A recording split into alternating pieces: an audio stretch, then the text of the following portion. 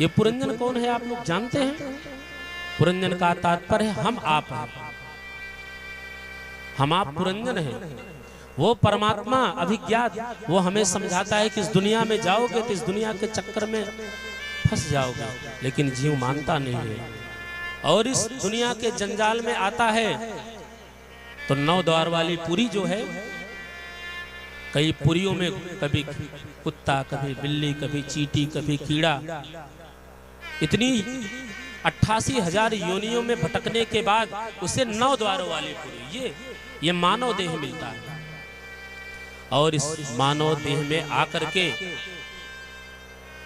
पुरंजनी से विवाह करा। और पुरंजनी कौन है? पुरंजनी हमारी बुद्धि है।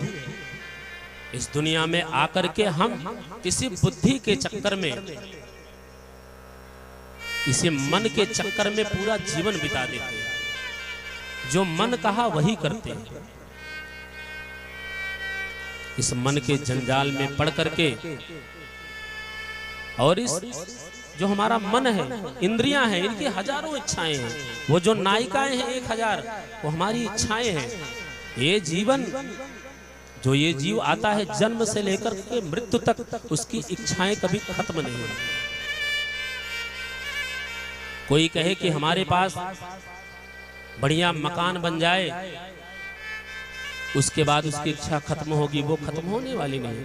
आज मुझे मकान चाहिए, कल बंगला चाहिए, आज मोटरसाइकिल, कल कार, परसों हवाई जहाज। ये इंद्रियों की पूर्ति कभी होती नहीं है।